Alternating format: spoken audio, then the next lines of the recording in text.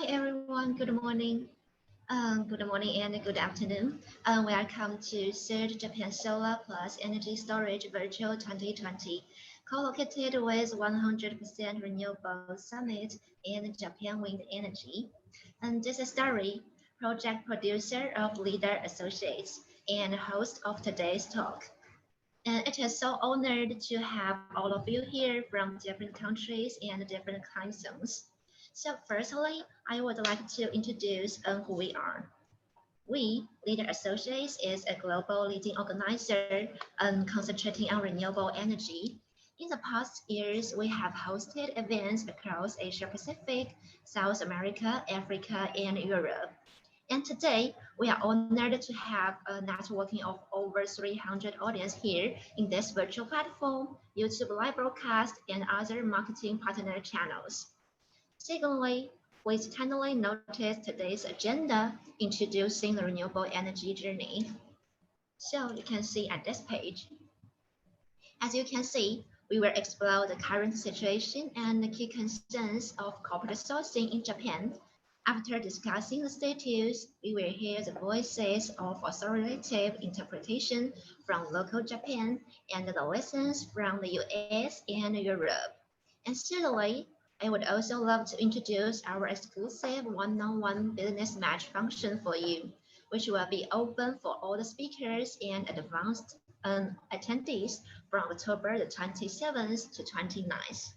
If you want to get connected with others, just simply click the Add Friends button, and after the acceptance, you can begin to chat freely via the text message, voice call, or video call. Hope it can help to larger your business networks. And at last, interaction with the speakers. If you want to ask questions to our speakers, there is a Q&A box for your usage. We will go through the questions at the end of each presentation if there is time left. So back to the content. Just yesterday, Japan Prime Minister committed to cutting greenhouse gases to zero on a net basis by 2015 and achieve a carbon neutral society, which is a major shift in this position on climate change. We believe it is a starting point to boost renewable energy in Japan. And corporate sourcing and 100% renewable is no longer a very important part of this target. So, hope today's 100% renewable summit Japan can access your understanding to this market. Now, without further ado, let's start with our opening panel of today. So let's welcome Miyake-san, Executive Officer, CRS, Communication from E.ON, Yuta-san, Director from After FIT, and Sakai-san, Business Development Manager from Jinko Solar. And to give the panel discussion of the current situation and the key concerns of corporate sourcing in Japan. And Yuta-san will be the moderator of this panel. Yuta-san leads coordination of the public relationships and gives advices to many sectors of the After FIT. Based on his rich experience and knowledge he attended throughout his career. So, would you mind, Mika-san, Yuta-san, and Sakai-san? So, would you mind turn on your voice and the camera and begin your panel discussion? And now I will turn the microphone over to Yuta-san. Hi, good morning, everyone. My name is Yuda Imada, Director of AfterFit. Today, I'm assigned to be a moderator of the session and will try my best to facilitate rich discussion on today's topic. To start this session, first, I would like to welcome other two panelists, Ms. Miyake from E.ON and Mr. Sakai from Jinko Solar. Good morning, two of you. Good morning. Good morning. Now, let me briefly speak about the flow of this session. First, I would ask all the panelists, including me, to make a brief introduction of their company and their activities. After that, I will raise questions. Besides, at this moment, I have 5 questions in my mind and would try to make good time management so that I would be able to go through all of them. To each question, other 2 panelists will respond, hopefully by keeping their answer within 2 minutes, as the time allocated for this entire session is 40 minutes. So first, I would like Ms. Miyake to make self-introduction. Ms. Miyake, please. Thank you, Yudai-san. My name is Kahori Miyake. I'm in charge of CSR and communications at E.ON. So I lead the whole project of turning our company to net zero operation, net zero carbon operation. I'd like to show some of the my slides, which I brought. Can I share my slides, please?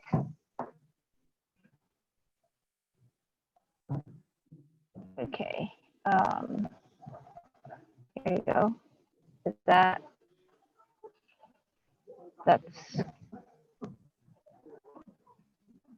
okay. Here's for those who are not familiar with E.ON, we are general merchandise stores, large-scale supermarkets, shopping centers. We have approximately. Sorry. I'm sorry for Yes. disturbing you, Maki-san. Would you please try to turn off your voice and start again because we have here some broken voices. Okay. Do you want me to? Is my voice clear now? No, it sounds like a little bit broken. Okay. Yes, you have some electricity noises. I'm not exactly sure why. How's this? Do you want me to? How about this? Yes. Is it better? Could you say something more, just like test? Test. This is the group view of our company. Is that okay? Yes, a little bit broken, but I think it is acceptable. Yes. Okay, sorry. Yes, sorry. We have a little bit, approximately 20,000 locations throughout Japan and Southeastern Asia. We have a pretty big operation in China, and also Malaysia is big, Hong Kong, Thailand, Vietnam. I mean, most of the Southeastern countries, we have operation. And we have 580,000 employees throughout the group, including overseas. So this is what we do. And retail business, we use a lot of electricity. Our electricity consumption is approximately 1%, is about the same as the amount as 1% of total Japan electricity consumption. So you can see how big our electricity consumption is. This is the basic principles. We have peas on top of our triangle, and this is something that we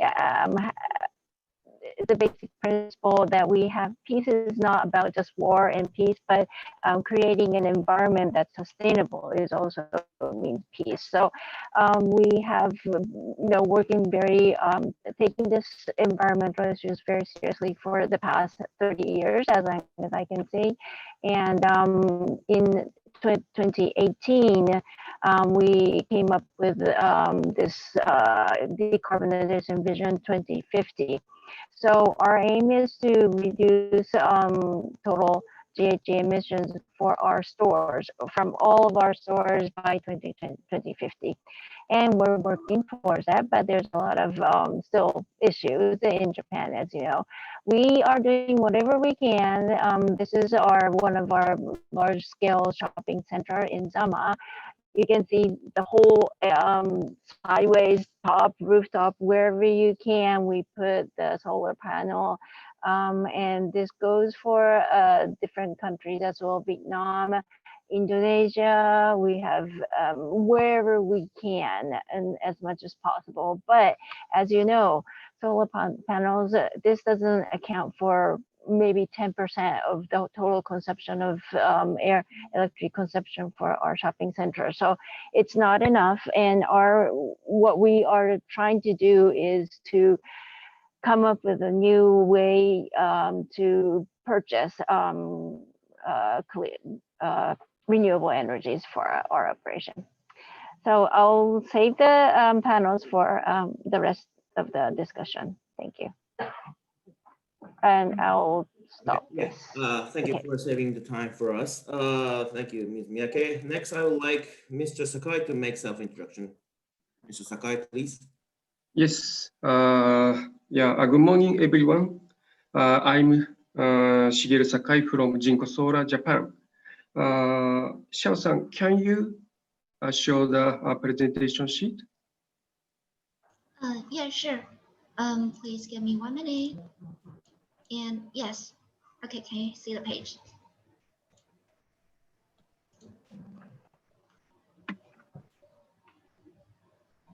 Okay, thank you for this valuable opportunity. We would like also to thank the people who joined, moderator Maeda-san, panelist Miyake-san, and Xiao-san, the organizer. I'd like to introduce company briefly.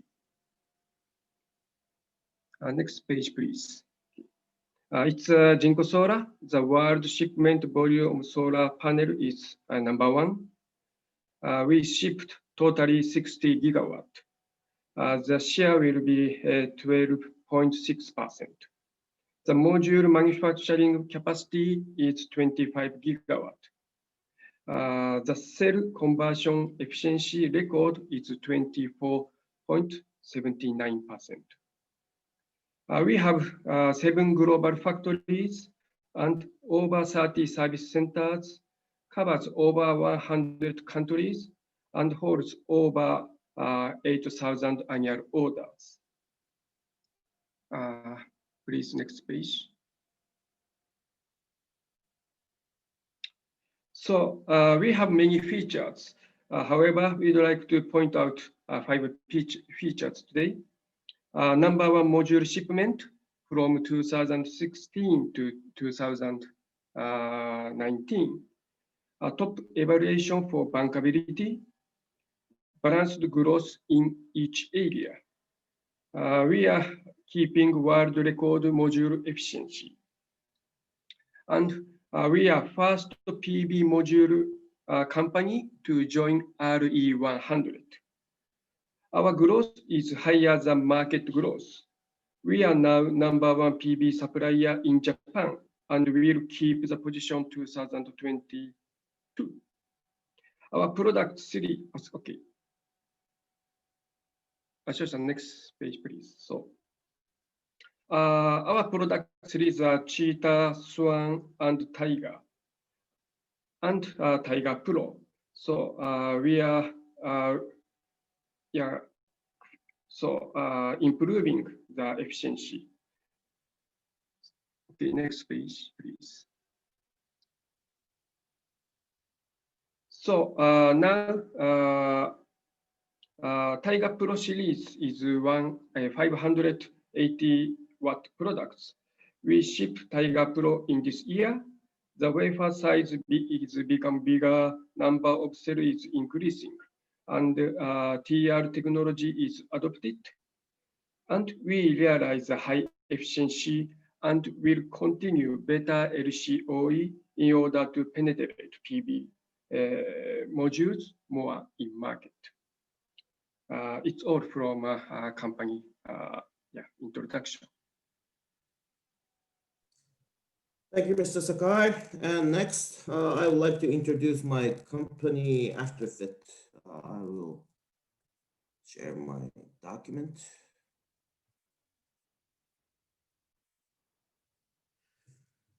Allow me for giving condensed introduction at this beginning stage in order to keep myself as a moderator for the rest of the session, but I will keep it within the time allocation. So the next slide.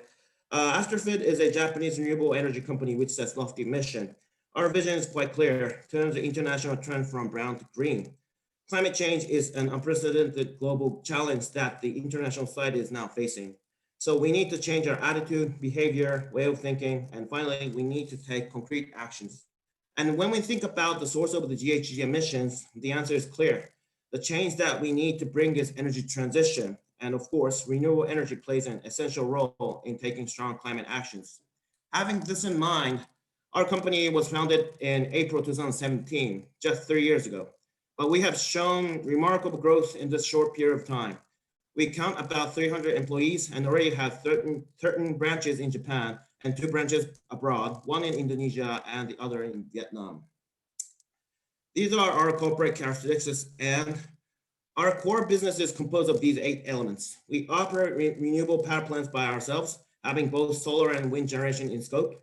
But not only that, we provide supplementary services to other operators.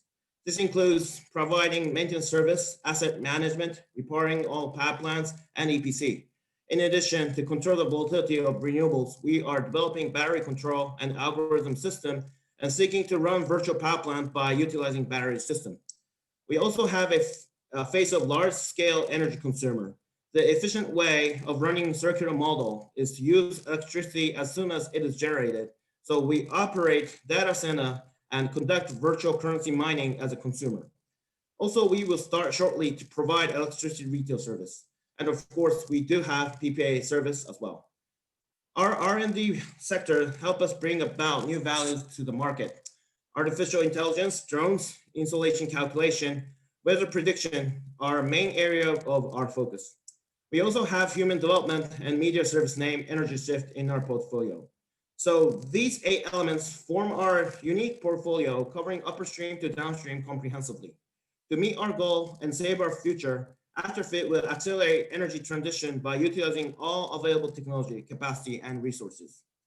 Last but not least, raising public awareness of climate change and energy transition in Japan is also our mission. From this standing point, we have just started to provide our news service on YouTube, in which I'm the news anchor, covering from energy to environment, including SDGs and ESG investment.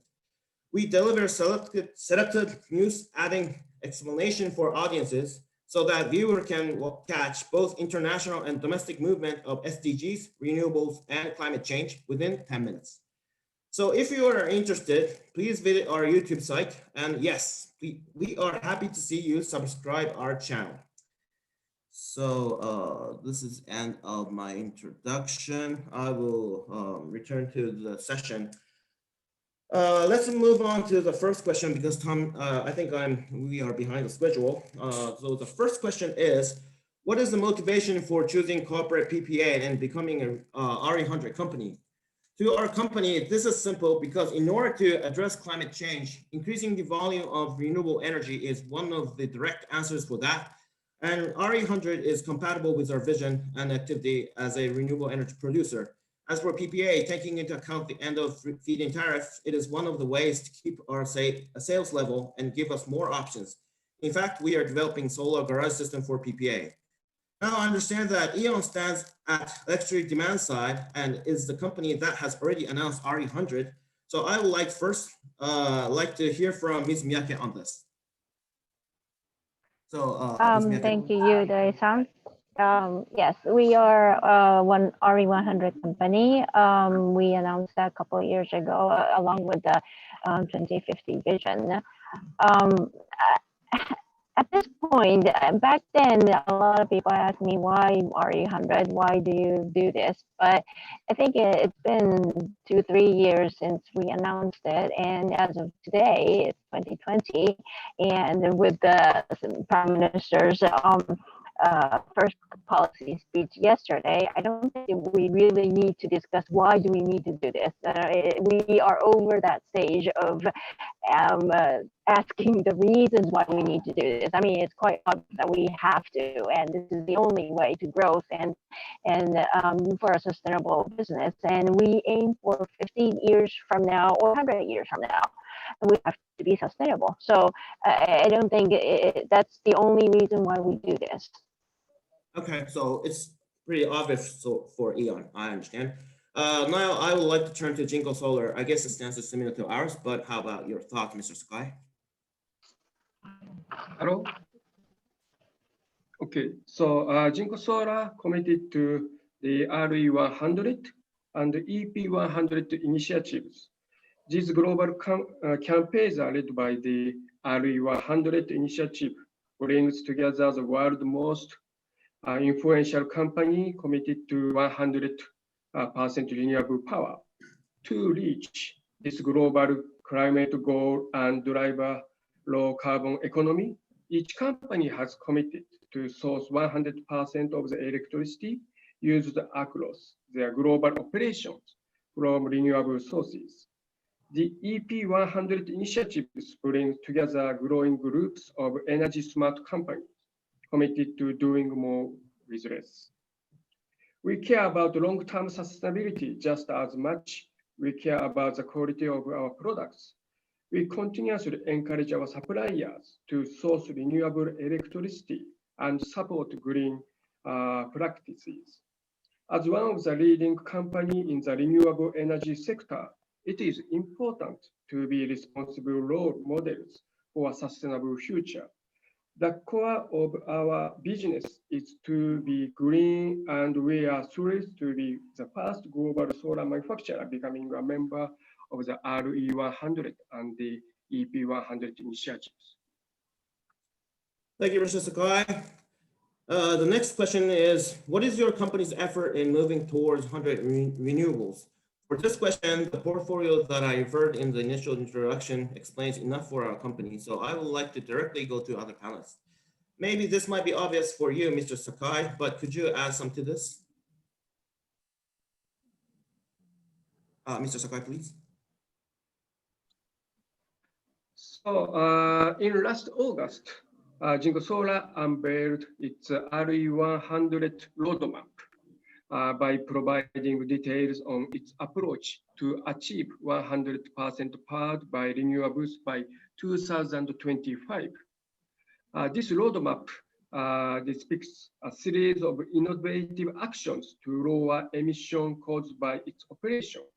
There are 8 points. For example, build new factories in our adjacent renewable rich regions to facilitate green electricity source.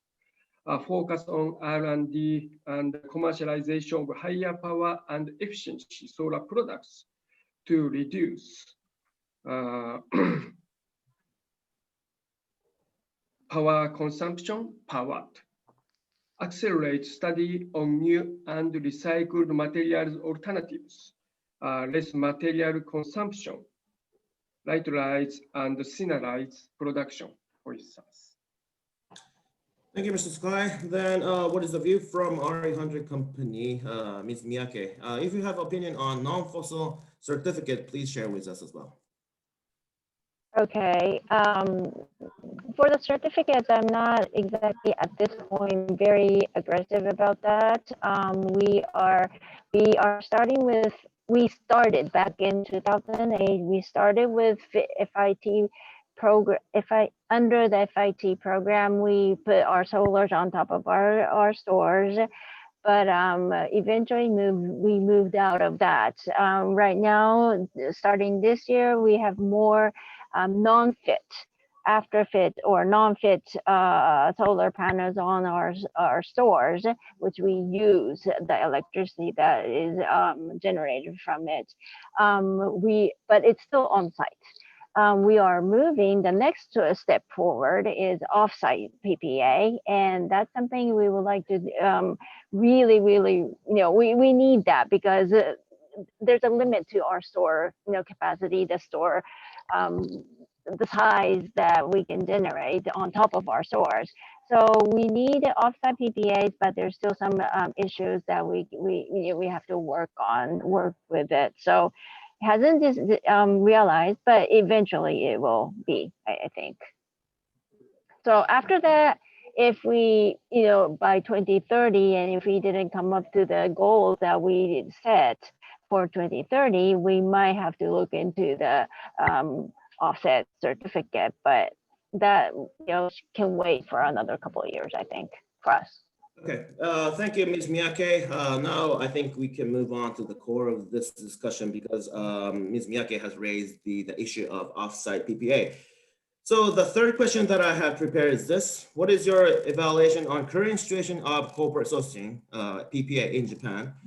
Corporate sourcing is already popular abroad. For example, in the US, where GAFA has already met their goal of 100 renewable, and companies like McDonald's, Walmart are trying to achieve the same goal. Also, PPA is one of the main sources of the renewable energy procurement. It's obvious. Whereas in Japan, among PPA models, as Ms. Miyake raised, rooftop solar project like on-site or third-party owned PPA are popular. So we think that if Japan will sincerely move towards zero emission goal by 2050, which Prime Minister Suga has newly announced yesterday, securing renewable energy provision at sufficient level will be a hurdle. And we think that offsite PPA needs to be further promoted to meet the energy demand increase. So in this connection, I would like to hear from Ms. Miyake, especially from renewable energy demand side point of view. The current Yes. evaluation. Thank you. Yes, we do definitely need to move towards the offsite PPA, and I think there's a couple issues still that Japan needs to work out. Is that we do not have large scale corporate offsite PPAs as much as we should be. The demand side is growing, but I cannot have an access to large scale corporate PPA that works in terms of cost. It's still very costly to purchase offsite PPA or even be part of it. That's another option. But even with that, even if you're willing to invest a little bit, then it has to be economically make sense. It has to make sense in terms of economically because we're a retailer. We don't make money out of generating electricity. That's not what we do. So we have to make sure that our core business works with the cost that with the renewable energy that we can get, purchase. So that's still a little bit gap, but not big gap, I don't think, but there's still a gap between the cost that we want and also the cost that we can purchase from the offsite PPA. Another issue is that we do not have very variable different source of renewable energy in Japan yet. Most of the things that I can have access to is solar panel. There may be a big solar panel, but solar, we cannot have the cover in the nighttime. So we still need various different like wind, offshore wind is another area that the government is really want to work in, invest in. And I agree because we have to have diversified resources in terms of renewable energy. So there's a couple of issues, but I think with the Prime Minister's announcement yesterday, that sort of really is going to, I'm expecting the whole nation economy side of the nation will move towards this renewable energy. And my expectation is very high at the moment. Thank you. Okay, thank you, Ms. Miyake. My expectation is also high, and you raise cost and variety sources of renewables. Now, from the panel producing company side, I would like to hear from Mr. Sakai about your evaluation as well as your company's vision in contributing to the PPA promotion. Yeah, Jinko has contributed to the market to penetrate PV panels in Japan as a supplier. So for technology, higher efficiency can offer lower watt price and reduce the land size or roof size. So it also relates to the LCOE. So that is quite important to penetrate the market. So we also join JEPIA, Japan Photovoltaic Energy Association, and RIAST for lobby activities in Japan for policy support. So PV makers' position also gives impact finance, especially project finance. So on the other hand, finance scheme will change from project finance to corporate finance or third-party ownership too. So, and also Japan government subsidize to support third partnership. Initiative or support will be expected to continue. Thank you, Mr. Sakai. So you said that you could lower price by utilizing your technology, and I think that is going to be one answer for the question that Ms. Miyake has raised.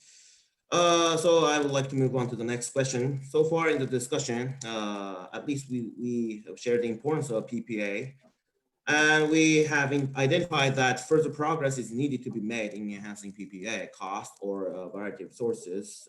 And the next question is this: what are the bottlenecks in enhancing PPA, and what kind of political measures are thought to be necessary to promote PPA? Mr. Sakai has already raised some, but after fit things, as for the offset PPA, wheeling of electric power needs to be improved.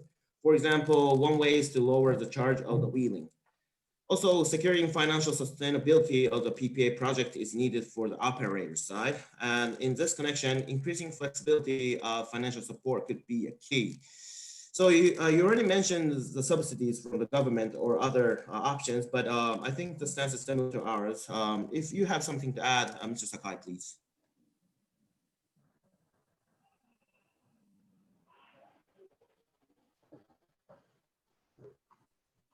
Mr. Sakai, I think your mic is muted. So, okay, both roof and land area are important for the rooftop. We hope government will support third partnership model continuously. So, and also we hope change the condition of abandoned cultivated land to expand the market. Thank you, Mr. Sakai. Since Mr. Sakai has made a very simple answer for this, we have saved time a bit.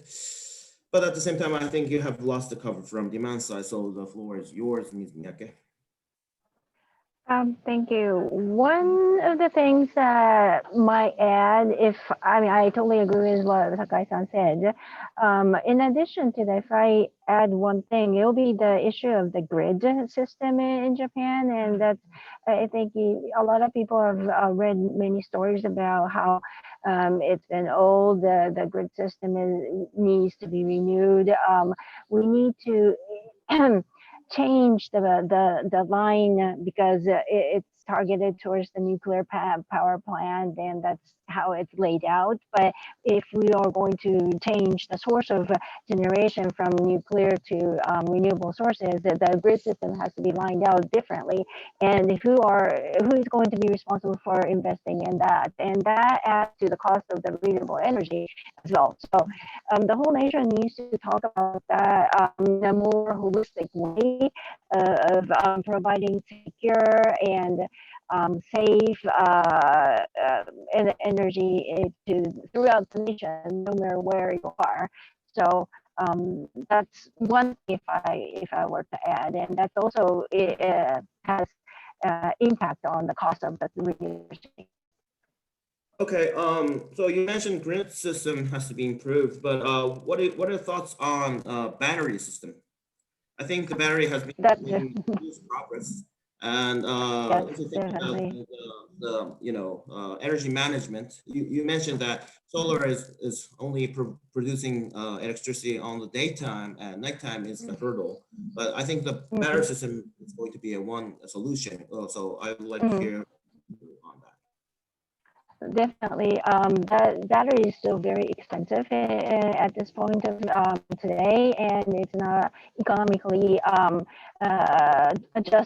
justifiable from our perspective as a private sector. So we still need to invest, and it'll be something that the government might invest more in that field as a whole, and not only the battery system, but we're talking about the many other ways to do the same. So I totally agree. Grid and battery is two areas that needs to be invested a little bit more. Okay, thank you. Well, since we said that our expectations very high on the announcement made by Prime Minister Suga, we would like to see the actual energy transition and improvement will be made in the field of renewable energy and battery and so on. Now we are coming to the end of this session. We only have 7 minutes left. So I would like to move toward the conclusion of this session. I would like two of you to send a message to the audience, because I think at this moment more than 70 audiences are listening to this our discussion. If you would like to advocate further use of renewable energy, or you would like to show the expectation to energy suppliers, please do. I would like Ms. Miyake to start first. Yes, thank you. I think my message would be we are very much looking forward to changing our electricity to 100% renewable in 2050, but we would like to move on faster than that. So if there's any projects or anything that you can offer, please, I'll be happy to listen. And also, we need more large scale projects in Japan, but at the same time, we have to make sure it is economically justified from our point of view. So that's something that we have to bear in mind, and again, since Japan has made clear that we are going to set a goal, I think it makes sense for everybody to move towards that same goal. Okay, thank you. Yes, it has to be economically justified. That's definitely true, and I think we are moving toward that. If Mr. Sakai has some to express, please do. Yes. Okay. Now, Jinko is now PV1 supplier in the world and also Japan. We have to continue supplying the best product to Japan, and it will contribute to renewable energy growth in Japan. We will expand more market from FIT to more PPA and self-consumption market together with Japanese partner and residents. So today, I had the news of our Prime Minister Suga-san said. So the opinion or comment motivated us very much. So finally, I'd like to leave our BP Denichi message. We are proud of our ambitious roadmap we have set for the coming 10 years. As the world's largest solar module manufacturer, it doesn't make sense that we prepare renewable equipment, but not use of renewable energy ourselves. We are well positioned to lead industry in the pursuit of giving the next generation a reliable planet, an affordable and sustainable energy solution. Thank you very much. And you will contribute to provide the renewables with economically justified way, right? Okay. From our side, after FIT, from our point of view, we are happy to see that finally energy transition is taking place in Japan, both in private sector and in the government finally. To make this trend real and even stronger, we will like the society to pay more attention to the discussion on renewable energy and climate change, because public awareness is not that high compared to, I think, Europe or the United States. Our goal will not change, make the world brown to green, and I think it is compatible with the current trend, and we'll make our utmost effort to meet this goal. So that is our message. We still have 3 minutes left. I would like to hear from the audience if they have questions, but at this moment, I don't have any in my hand. Steri, are there any questions? Yeah, and thank you so much. And I think that you will control the time. And I think some maybe I would like to check because I have seen a lot of projects by Eon, and I would like to know whether Miyake-san would like to introduce more about the 100% renewable projects by Eon to the audience, because I think that is well included in your PPT slides. Okay, so Ms. Miyake, you have time to add some from your presentation. Okay, some of the slides that I did not introduce, maybe I will show you. Okay, this is Fujidera Shopping Center, and these two are Japanese corporate PPA on site, but this is on site. And the lower picture shows it's a shopping center, but this the solar panel you're seeing is not that much, but it generates a little bit less than 20%. I think we are expecting that 20% of the electricity used in this shopping center will be generated here. So this was a big move because it's the first corporate PPA that we have done in Japan. The others you've seen was a FIT program. So we are moving from FIT to non-FIT PPA. And after this, we are looking into some of things like this. This is solar sharing, which is below that. It's a field. It's agriculture field that they make agriculture products, and we will sell these products at our stores. And at the same time, the electricity, which is right next to our stores, will be used at our stores. This will be offsite corporate PPA, and something like this will be wonderful because we can use the product as well. And agriculture, if it's the agriculture product is produced right next to our stores, which is going to be very fresh because it doesn't have to travel around the country to come to our stores. So there's a lot of potential in something like this. And also the floating PV system, this is also a newer site.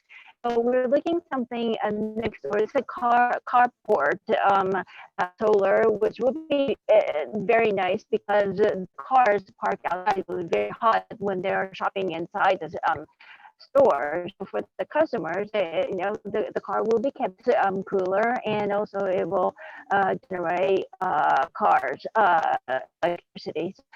We are looking into, these are only still feasible at a stage of feasible studies, but we are very close, I think, in terms of economically, financially, and it's very close to making something work.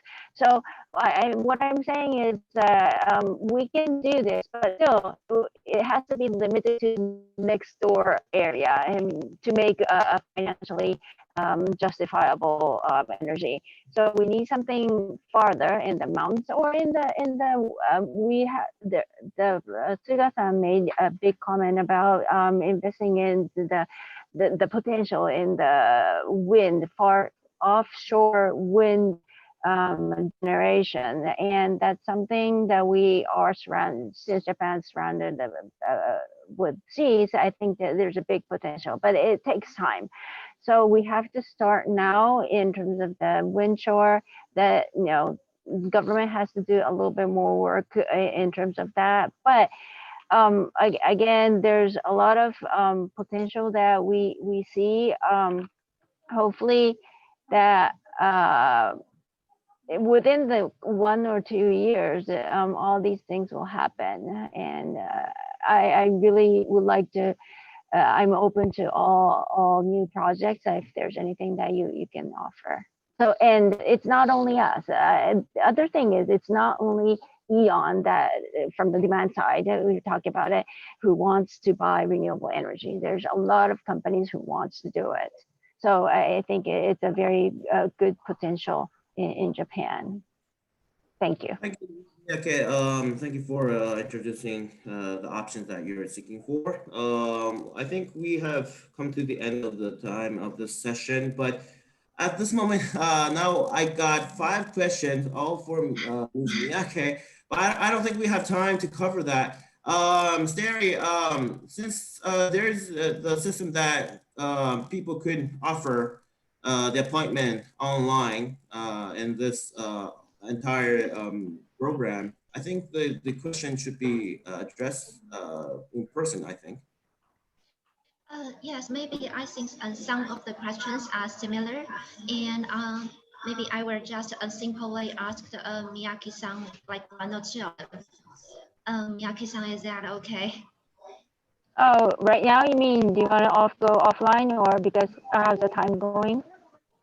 Yes, I will control it like within 1 minute. Okay. Yes, the most mentioned is how long, and maybe 10 years or more about the corporate sourcing agreement. Oh, the term. Yeah. We're looking into, we're flexible. It depends on the condition, but we can look into more than 10. It all depends on the other variables, but Yeah.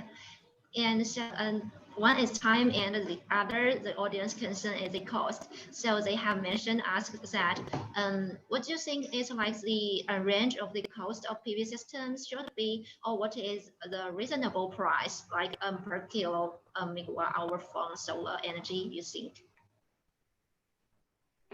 we can take that offline because it's not something that we probably can announce. Yeah, sure. And it also depends on various projects. So we would like to discuss individually. Sure. If you would like to type to answer these questions, please stay in this room and you can type to answer these questions in the QA box. And for other panel members, if you still want to watch our session, and or you can log in your speaker account in and watch from the audience view. And thank you so much for giving us such an excellent panel discussion. And it really gives us like a vivid understanding of the current corporate sourcing in Japan market. It's like from the theory to practice. So many thanks again, and thanks for Yoda-san's moderator. Yes, I would like to thank other two panelists for the informative and constructive contribution. And we hope that the audience as well as the all the actors will join the concerted effort that we make to achieve decarbonized future. Thank you for the cooperation. Thank you. Thank you so much. Thank you very much. Thank you. And so, let me share. Okay. So, next is our pioneer session, and we will welcome our first keynote speaker, Mika-san. And Mika-san, she is the director at Renewable Energy Institute and will give us a presentation of renewable procurement for corporate buyers. And before joining the establishment of the institution, Mika-san has worked for International Renewable Energy Agency as policy and project regional manager for ASEAN, for Asia, Oceania. And she worked at British Embassy to Japan as climate change project advisor and served as director at the Institute for Sustainability Energy Policies. So after the brief introduction, hi Miki-san. Hello. Yeah. Yes, it is now your turn, and so please share your presentation slides and start your presentation. Okay. Thank you very much for the kind introduction. I'm just afraid that after the very lively discussions that I will give the kind of an overview of the status of Japan, that I'm really sorry, but I would like to give some the overview and then the details of the Japanese status of the renewable energy procurement by the corporates. Hi, that my name is Mika Obayashi, that from Renewable Energy Institute. I hope that you could get that some insights that from my presentation today. I would like to share the screen that with my presentation. Okay, so the Japan's corporate renewable procurement that I would like to explain, but I would like to explain the background that why this is happening. So I just would like to show you the overview of the global energy transformation. You could see the rapid expansion of the PV that compared to the from 2000, solar developed about 450 times more.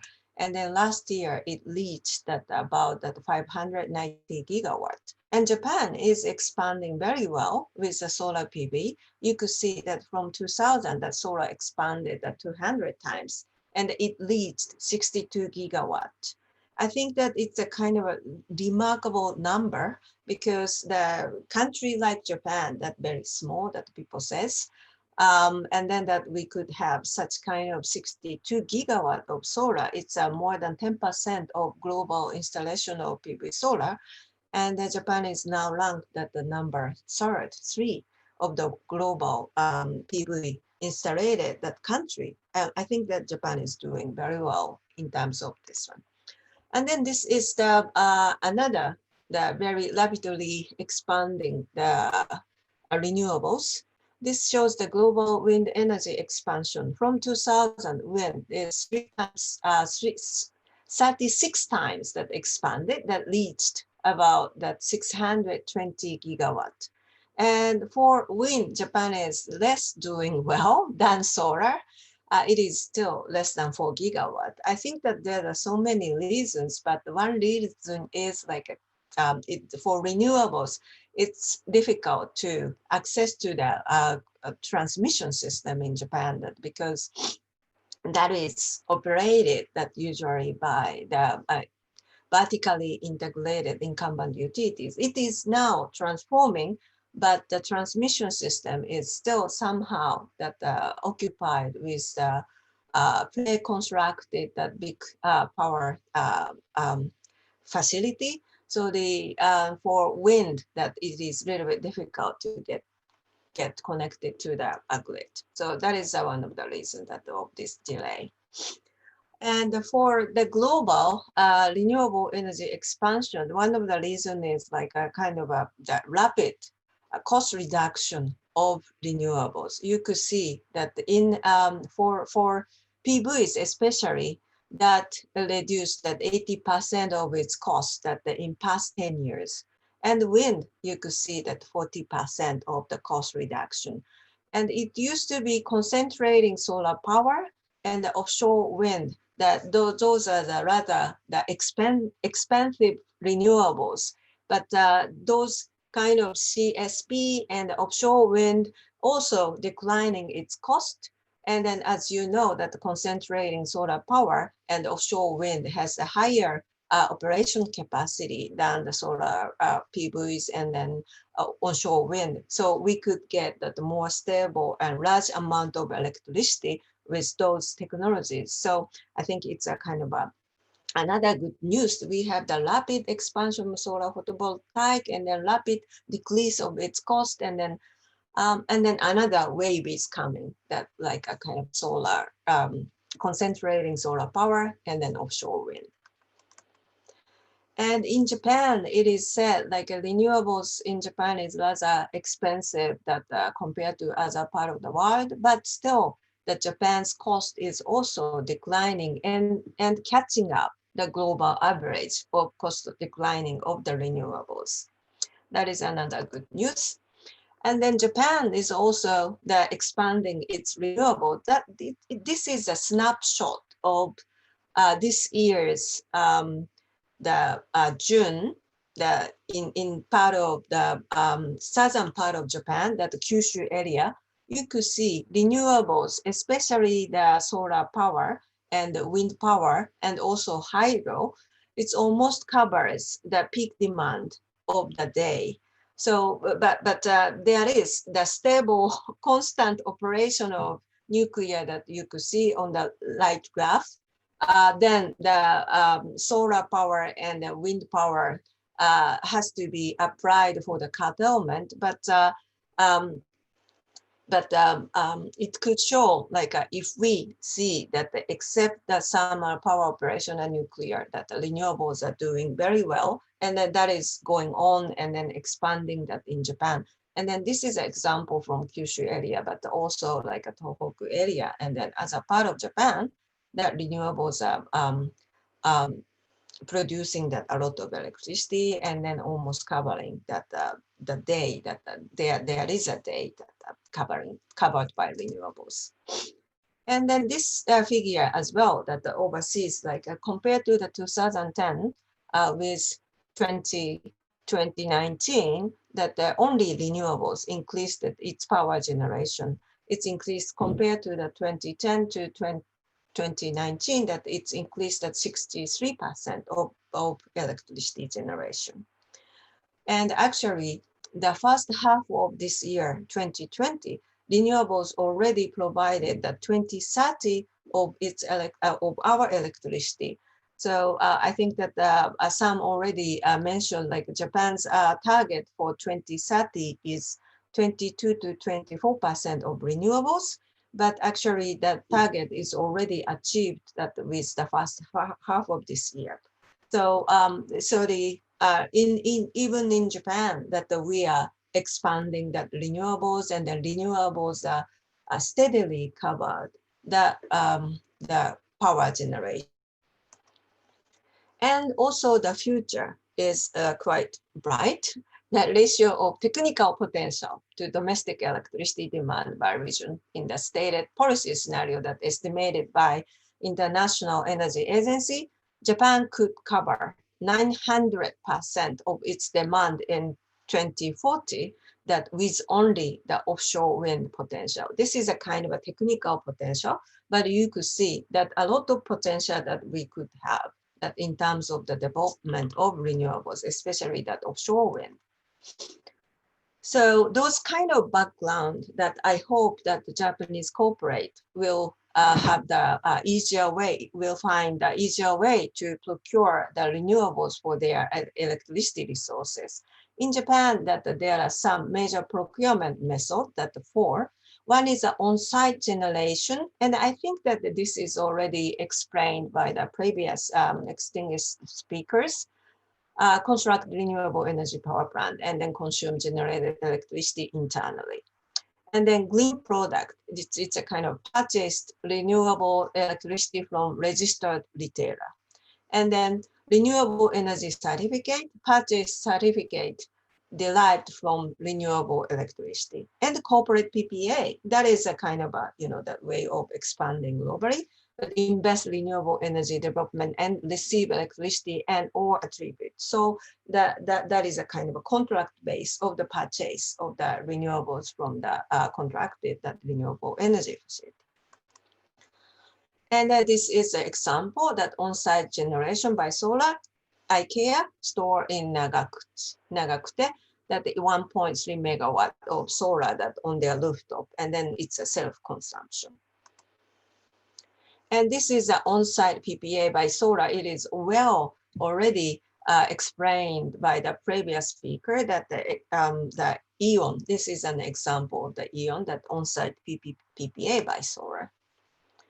And this is the on-site generation by wind, that we saw that on-site generation by solar, but this is a Toyota factory in Tahara, that 26 megawatt to operate in 2021 for self-consumption. So there's some factory that in Japan that they develop like solar and wind for the self-consumption. And then renewable energy procurement, that green product, that we could have that several way to do it. One is the FIT electricity. That source is the renewable certified by that feed-in tariff. And the provider is the registered retailer, so we have to buy from them. And then CO2 emission, zero with renewable energy certificate. And then renewable 100 RE 100 criteria complied with only with trackable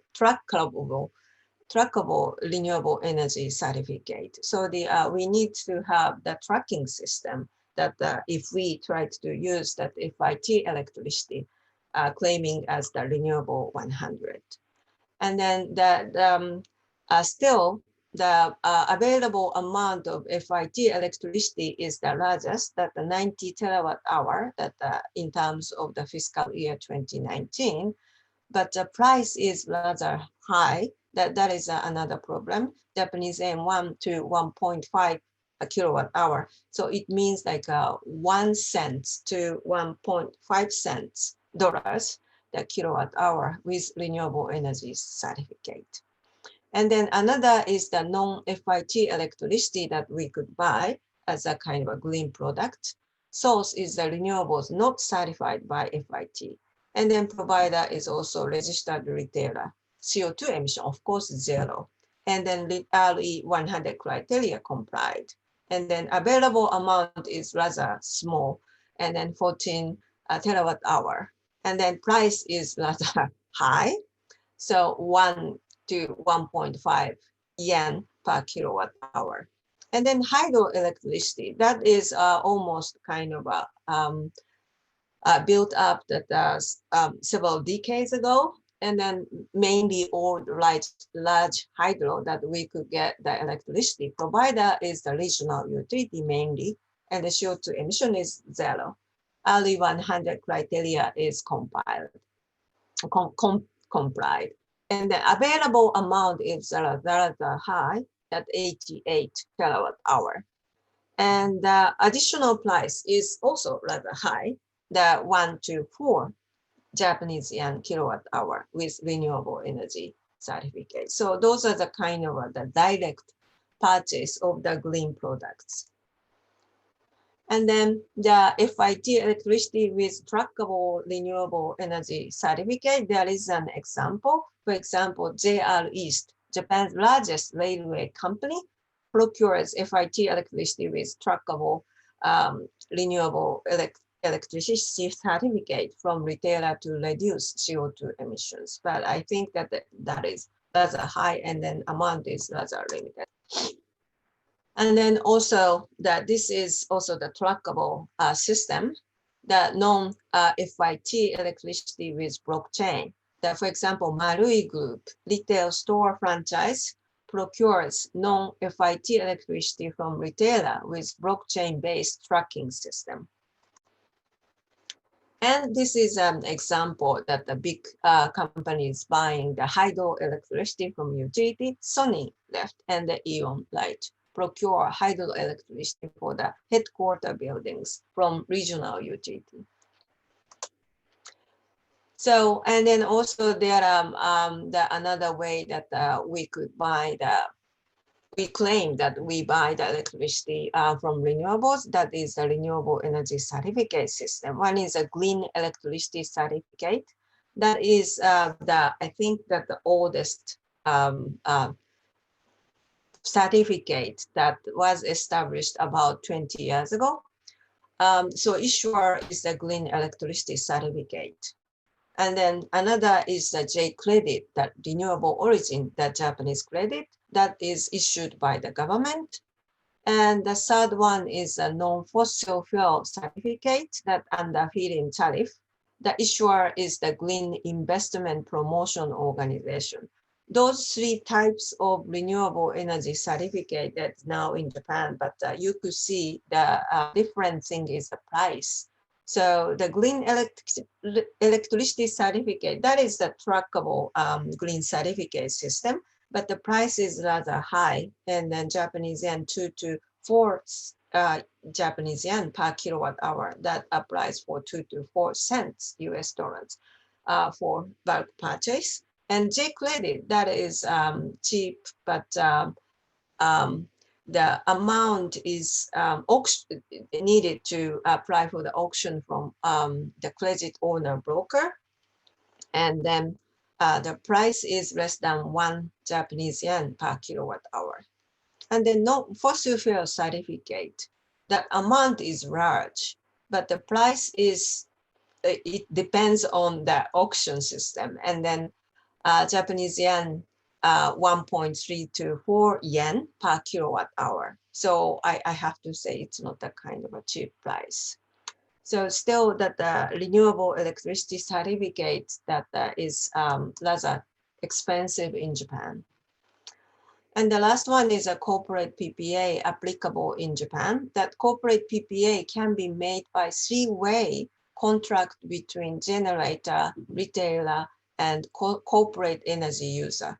But so as you see that it is not the kind of a simple system that you cannot directly contract with the developer or the generator of the electricity. So we need to have the retailer in between that among the developer and the corporate. So so it means that we have to have the additional handling fee for retailers So I think that it's good that if we could have the direct contract that with the developer to buy the electricity to be developed in Japan. So some barriers for the Japanese renewable procurement. Certainly the one is the small share of renewable electricity, but it is expanding. And then the national target is still low, 22-24% by 2030. But I think that it will be changed. Government is under the discussion to change the 2030 target. And as I said, that the 2030 target is already achieved in the first half of this year.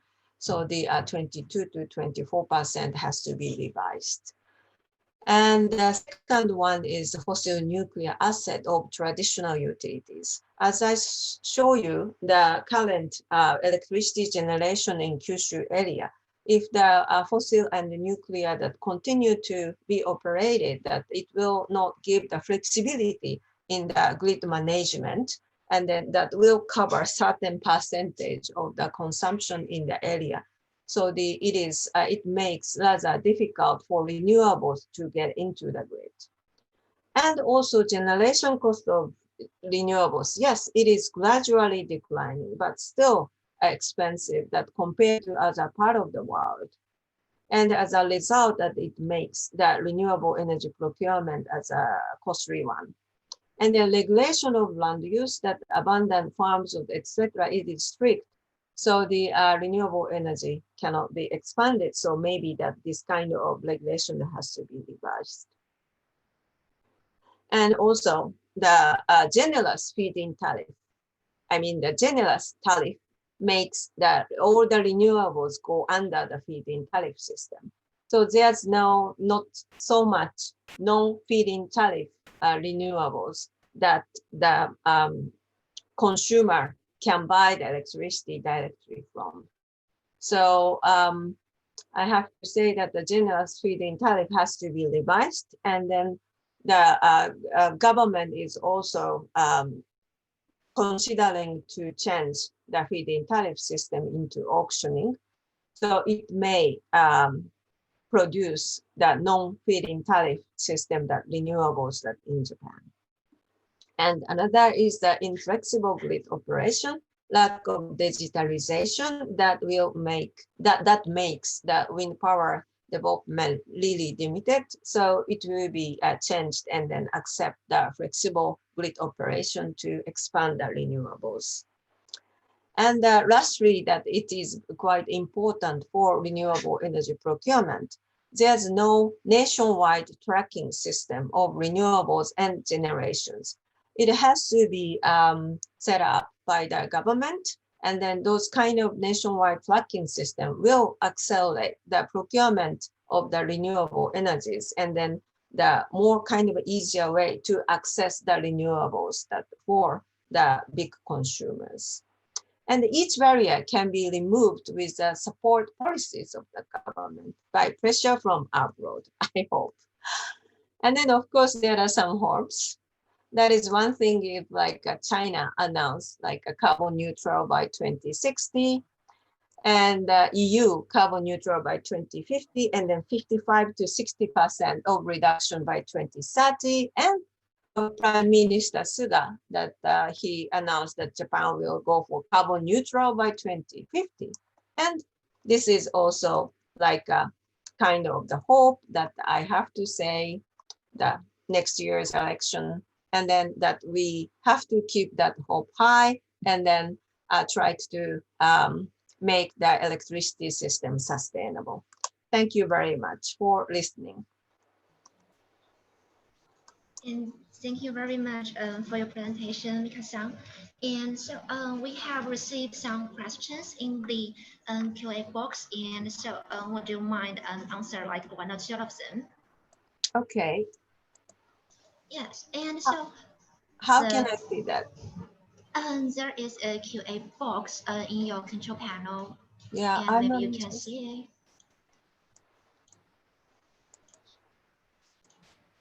it. Now I can see that. Okay. Yeah. Okay. And so, can you see the There is one question from Tetsuya Kura-san. Is the corporate PPA tariff is more expensive than the FIT? I'm just listening to that. Is the corporate PPA tariff is more expensive? Yeah. I do not think so. Because the feed-in tariff is quite expensive, right? So or expensive that I'm not sure that this is the right word, but it's generous. So the so as I mentioned, like because that feed-in tariff is quite generous and then very attractive for renewables, that almost all renewables are going to the feed-in tariff system. So the corporate PPA tariff has to be more attractive than that. But on the ground, that if you see the certain types of renewables are getting quite cheaper and cheaper. So maybe that they could contract with the PPA and with the good price, and then they still can earn the money. That is now emerging in Japan. Yeah, sure. And another one is that from Roger Rees, and he asked, when does lack of land access become an issue for large scale solar PV in Japan? Maybe it is not related to the corporate sourcing, but it is focusing on the solar development. Which one? That when does lack of land? Yeah. Okay.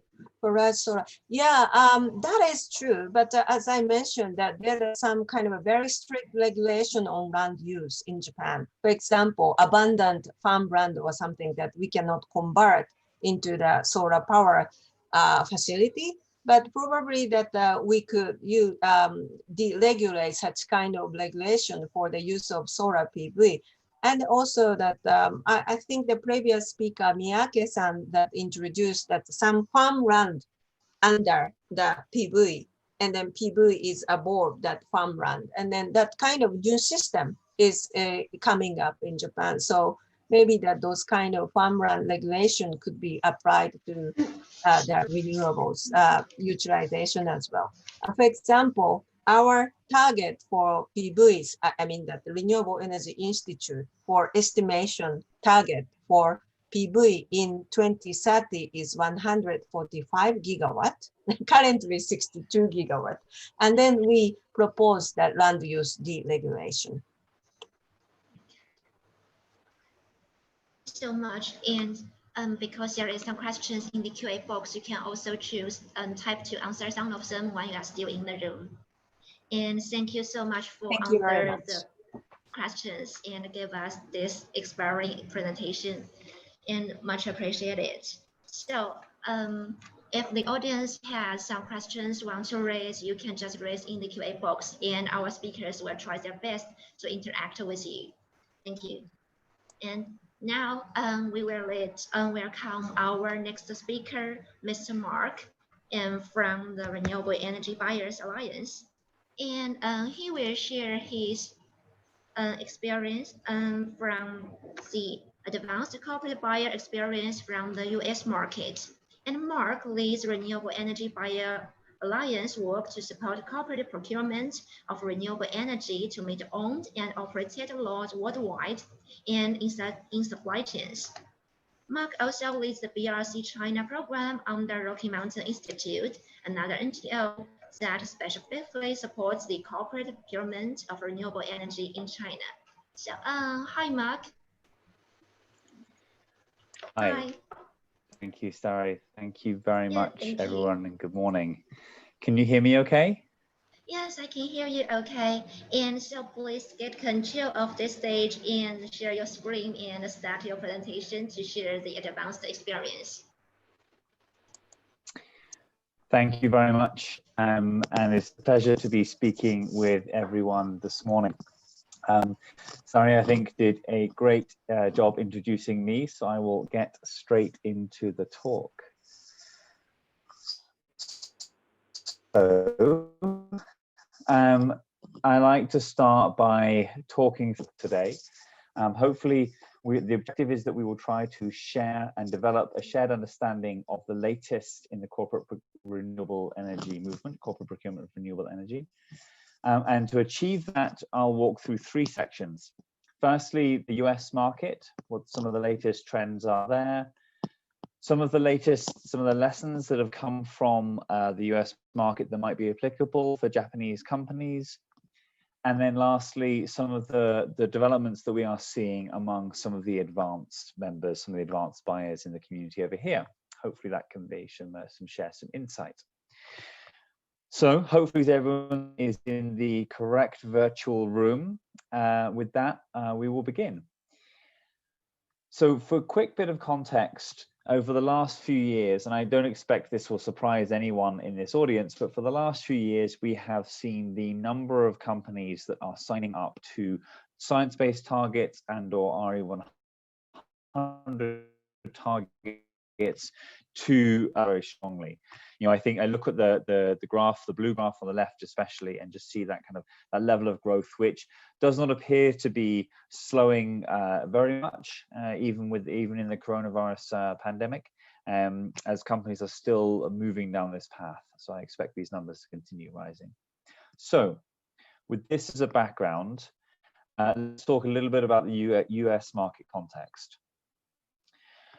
Starting with the first and kind of probably the easiest, the step that most companies will take when they look to this space. Well, the chart here shows you the procurement of unbundled environmental attribute certificates, so RECs as they are called in the US, and how this has been rising. So this has been rising in the context of many companies coming into the space and seeking to do transactions, but also many companies actually do transactions. So if you look at this graph here, and actually the next one, where you can see the gigawatts, what tells us able to make transactions, the demand is going up. We've seen some price volatility with the unbundled REC market from that previous slide, which would align with the idea that some new and larger buyers are coming in and demanding more market as time to react and catch up. But ultimately, 20 gigawatts of transactions have been announced by corporates, which is really quite a staggering amount. We see the year-to-date 2020, which I believe, since building these slides for this talk here and today, that number has gone up by a little bit, not too much. But so we'll see, I think, another fairly strong year. My personal hope is that it will be as strong as 2018, and we'll see a continuation. And the other thing that we also know that's happening is many companies have signed transactions and are certainly pursuing them, but have not yet made announcements. They're waiting for the focus on the coronavirus to subside, wanting to make sure that that's what gets the limelight and gets the focus, and are moving along with their deals nonetheless. So we are expecting to be updating the 2020 year number long into 2020. Sustainability reports are produced making claims. So, and I think I show this slide just to show that pretty much every sector is represented in the US market across the economy in terms of procurement. We cannot keep this slide up to date with the number of companies that are doing transactions. So here is a selection. The only thing I know is that this will be wrong because there'll be more. And the number keeps on going up and up and up, as you saw in the previous chart. But it's basically everyone from all sectors, from all parts of the country. Where are deals being done? Well, we see, this is fairly clear where the number of transactions are occurring.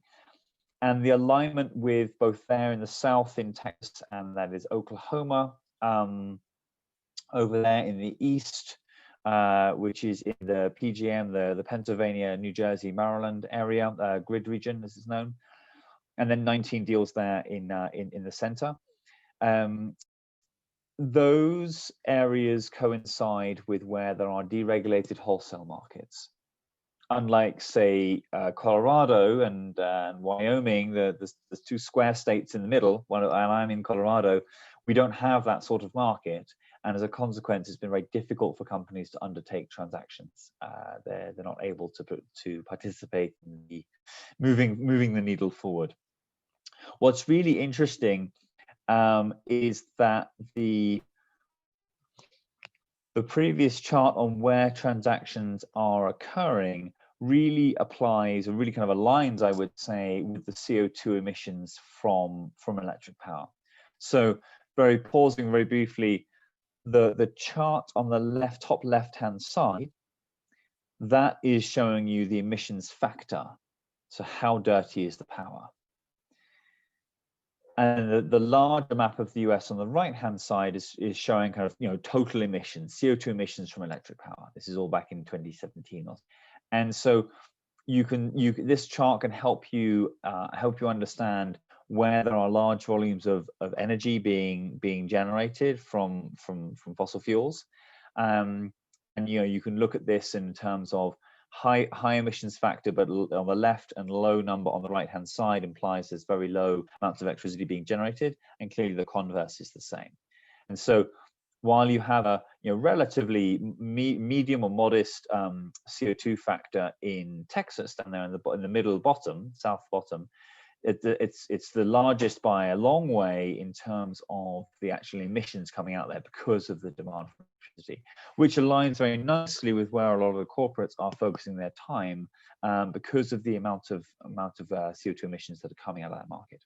And many market dynamics are also enabling those transactions to be quicker, easier, cheaper in many regards, certainly from a PPA strike price, and allowing those transactions to move forward, whilst also having a carbon story. Lastly, and what I'm trying to do here, everyone, is just provide a bit of an overview of what's happening in the US. Lastly, and this was very interesting and caught my eye, this is the last 12 months or so, running up until March 2020, looking at the queue or the line waiting for battery and gas projects to get connected onto the grid. The numbers in each of those bars represent megawatts capacity. And what I think is fascinating here, so this is up to March, this is before the coronavirus impacted the market here in the US, where we've seen a large dip in the amount of natural gas waiting to come online, below 50%, I think for the first time in a long time, and a relative explosion in the amount of battery projects that have been waiting to come online as well. We felt this was really indicative, or kind of a really interesting shift in the time, or sign of times, really, as this is really kind of this dichotomy, this flip, that's been really, really interesting. And I'm looking forward to seeing updated data and seeing if this has continued and how much is left. One can imagine, with the impact on prices following the coronavirus and reduction in demand, that the trend would only continue. Anyways, hopefully that provides some level of overview of what's happening in the US. What I'll also talk about now quickly is moving through just some of the lessons that we've learned that might be applicable by companies in Japan looking to see if they can also move and procure renewable energy to meet that load. So very quickly, I pause here. What this is a graphical representation of the procurement process that we have seen time and time again, companies walking through this kind of iterative structure, waiting and eventually getting final approval for a transaction. So with this in mind, and I think the slides will hopefully be available later if this is interesting, I think that there are three things that start coming up related to the internal conversation within a company, which is very, very important. So the first one on the left there, that really says, think about doing smaller transactions that are a little more easy, straightforward, less complicated, probably less impactful. But do that first as a way to really align senior stakeholders. There's a reason why that second slide, second chart I showed you with the unbundled, renewable energy attributes, green energy procurement was going up, that big yellow bar. Those transactions are not difficult to undertake, and with them completed, you can undertake, you can make claims in the US, and it allows your senior leadership to really get comfortable with what's happening and then move on to more impactful deals. Second thing is internal consultation. So speak with your colleagues again, and continue to speak with your colleagues. It's a general message we hear time and time again.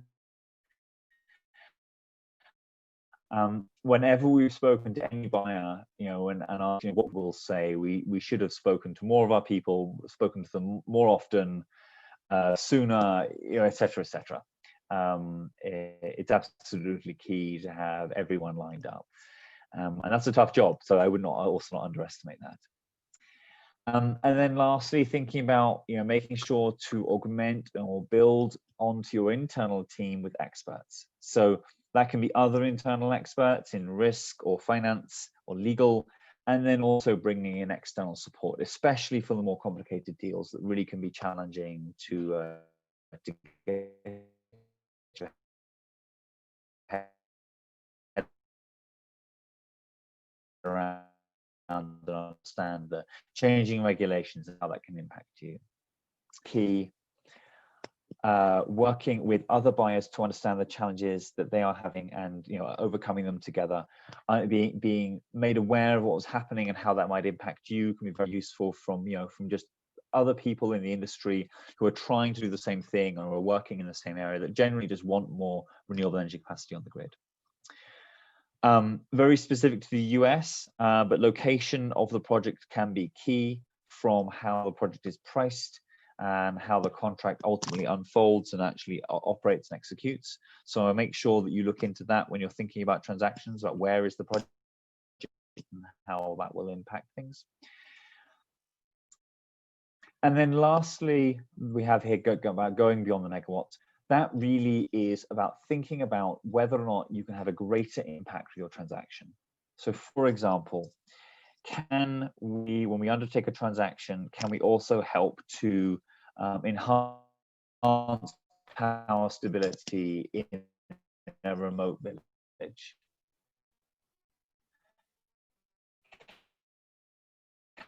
Can we help biodiversity through the... Hi, Mark. And then lastly, hi, how are we doing? Oh yeah, sorry. Because the network has, I think. Sorry, are you okay? Yeah, yes. Because the network, I think, is not so well at this moment, and I have some voice delay of you, and so I would like just to have a quick check about it.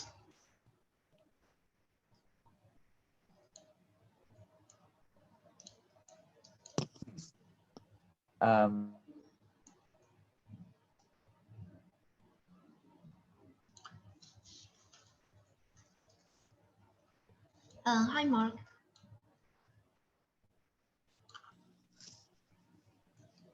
Hi, am I back? Oh yeah. Good. Yeah, Okay. yeah, Excellent. yes. This time, yes, much better. Thank you so much. I apologize for that. I'm not quite sure what was happening No, there. it's totally okay. Apologies, everyone, but thank you very much indeed for letting me know. Sorry, that was really, really good.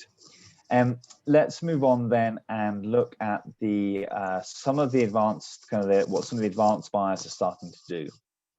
So some of the advanced buyers we're seeing over here are starting to think about how they can, building on that collaboration point, how they can work with others specifically on transactions. And we've seen this happen for a number of reasons. New buyers like to work with partners, especially those who are experienced. They help them through the process. Everything is good. It makes it easier to have some experienced buyer on the buy side in the team, as it were. But also we found that experienced buyers like to do this for a couple of reasons. Firstly, they see it as a way that they can help the market grow. They can share some of their experience with other new buyers. Also, sometimes they don't necessarily need to procure huge volumes, and actually being part of a smaller transaction meets their objectives, which is great. And generally, really, they want to try and help evolve the marketplace. And so, pushing new structures or pushing participation by multiple companies in the same deal is a newer structure. But we're seeing kind of interest and action in this area kind of growing, and I would expect that to see happening worldwide as soon as the markets are ready for this. Secondly, we see more advanced companies, more experienced companies starting to engage with their supply chain partners quite heavily. And so this is probably relevant for many people in the audience, in that we see how many companies are now starting to work with their tier 1 and tier 2 suppliers, and sometimes beyond, to really help encourage and reduce the carbon content within the products they are buying. So the overall carbon impact from each product that the experienced companies are selling starts to go down and starts to reduce, because they're working up the supply chain. Thirdly, increasing international or global activity. Again, we've seen many companies here in the US have reached a point where they have either met all their US load, and or they have worked and they have a good path and a good plan to meeting their US load. And as a consequence, they're starting to think about how can they support their other campus and other offices and facilities around the world, so that their overall kind of corporate global footprint goes down to zero, or wherever their targets are. And I would expect to see more of that than less.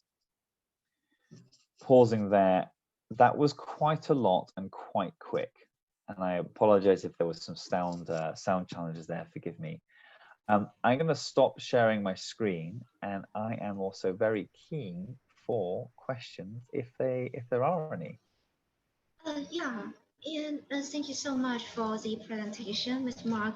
And because I think that our audience is mainly from Japan and from the view of just like developer and EPCs, and yes, you listen to the energy buyers, and they are listening. And but so far we have I think their attention is like just focused on the Japan market, and listen to the advanced experience. They have not so much questions to ask, but I trust it is really of educational meeting for the audience.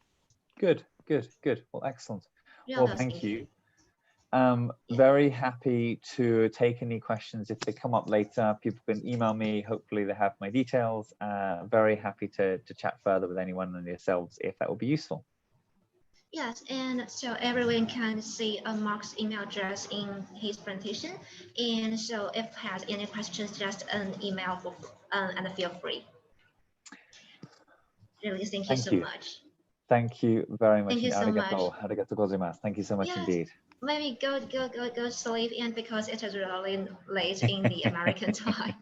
Thank you so much for staying with us. Thank you. I hope the rest of the event is very good. Thank you so much. Thank you.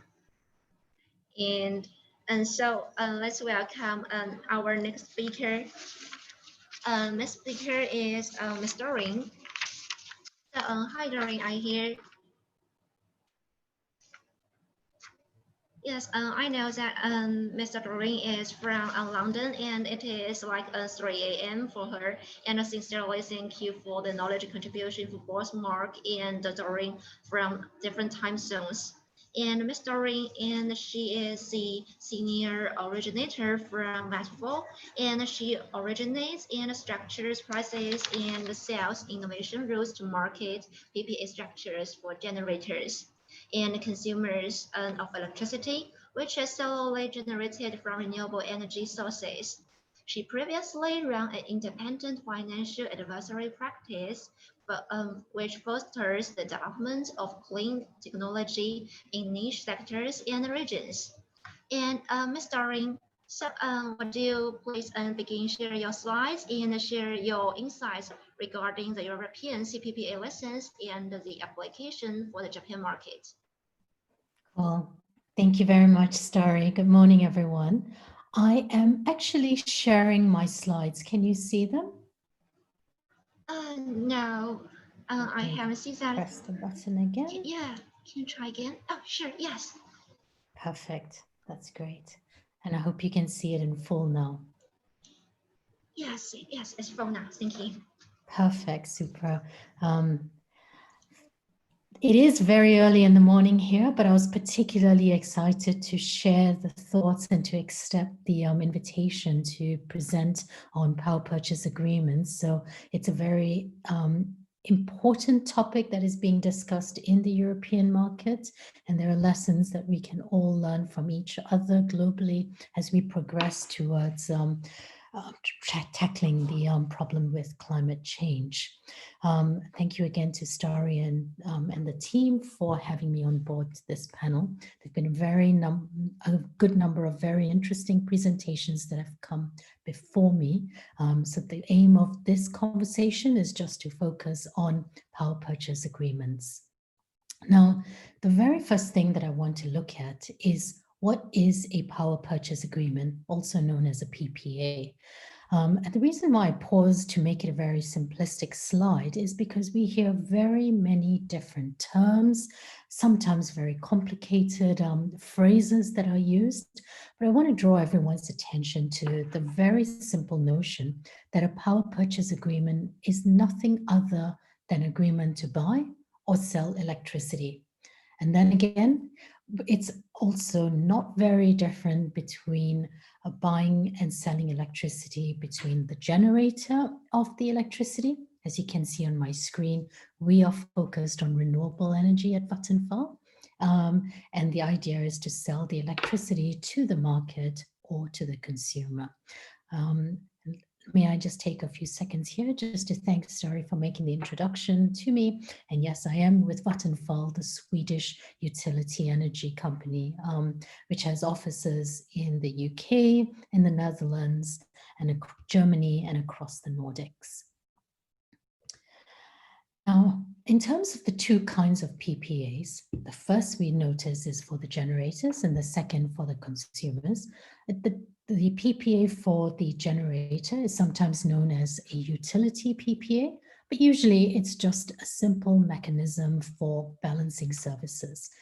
So to use the example of an offshore wind farm, the wind farm, once it starts generating electricity, it needs to sell that electricity, that electrical output to the market. And what a utility such as Vattenfall will do is that we will pass that electricity to the market using a day-ahead price, less a balancing fee. That is one example of a generator PPA. Now, the second form of PPAs is what we hear a lot of buzz around, and that's the PPAs for consumers. It's very often known as a corporate PPA. And in this case, what happens is that the electrical output, let's say the same example of that offshore wind farm, is sold either directly to a consumer, and in this case, that would be called a direct wire, or via an electricity supplier, as we had heard from the previous speakers. And in this case, it's called the sleeved PPA. So that means you sleeve it, you pass it through your supplier, from the generator, through the off-taker, through the supplier to the end consumer. Now, I want to stress the word consumer here, because whereas many people know it as a corporate PPA, the important bit to remember is that any consumer can be a consumer of electricity, which is green, obviously, and under a so-called corporate PPA structure. So effectively, we're talking about a consumer PPA. Examples of consumers that we are seeing in the European and UK market include corporations, but then it goes further. It includes steel manufacturers, it includes hydrogen electrolyzers. So the broad spectrum of who a consumer can be under a CPPA. Just focusing now a little bit more on the PPA for the generator.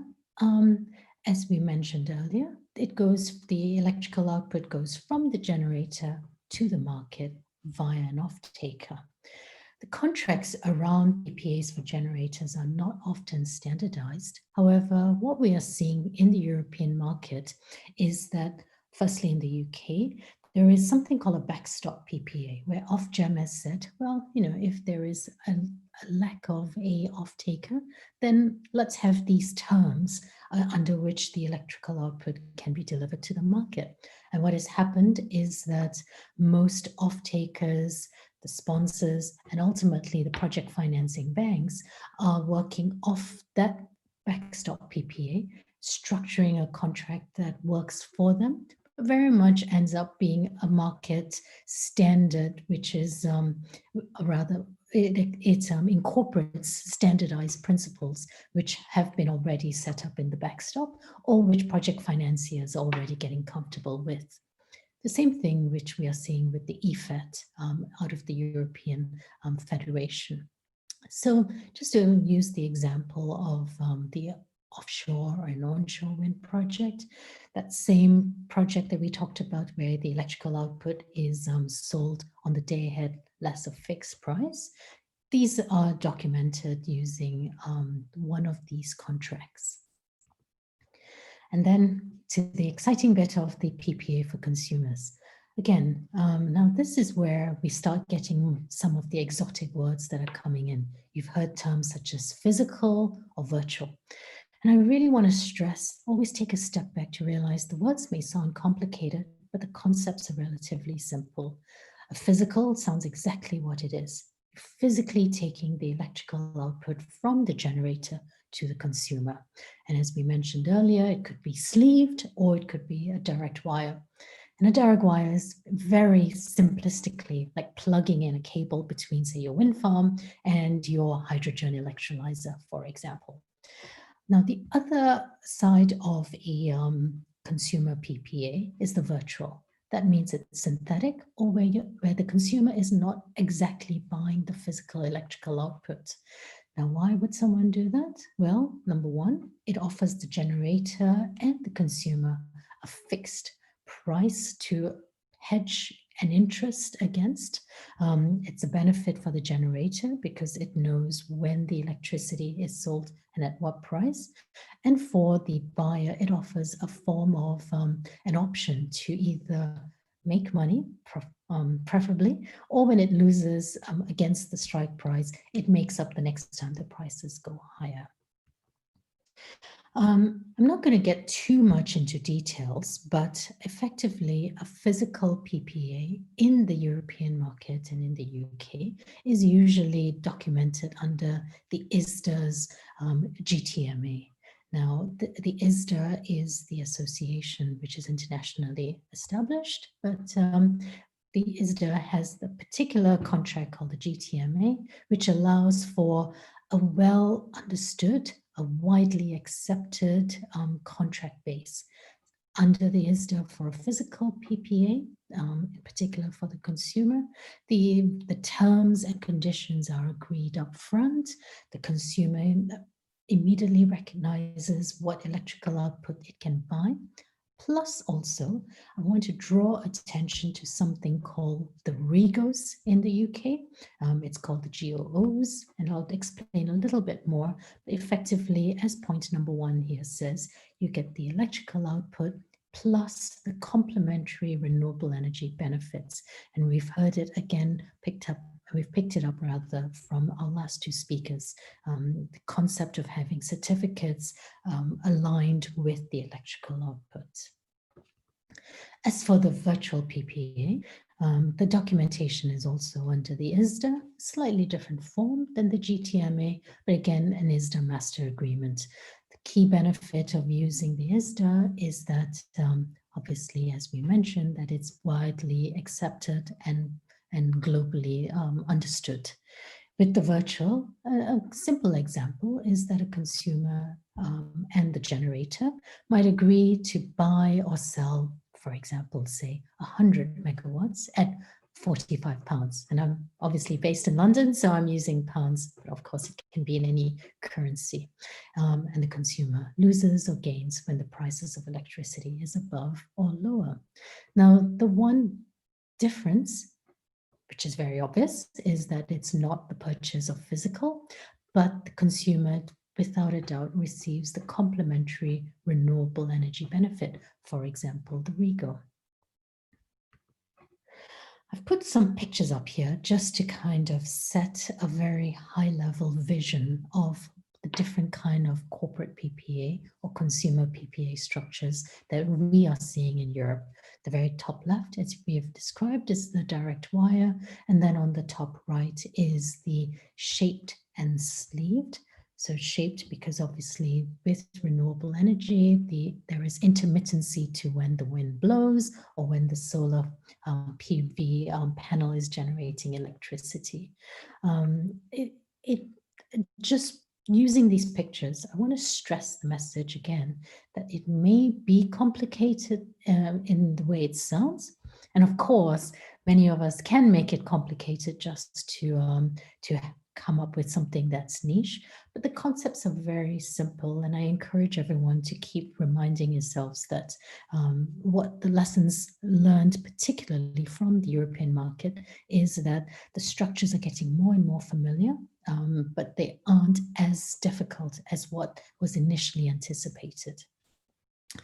Now, whereas I have said that things are not so complicated, this is where you can add the complexity to a PPA. Number one, as a consumer, you need to decide what kind of volume am I going to buy? Or as a generator, what kind of volume am I going to sell? So you either buy a base load, which sounds very much like the word, a block of electrical output, or pay as produced or pay as demanded, which goes up and down.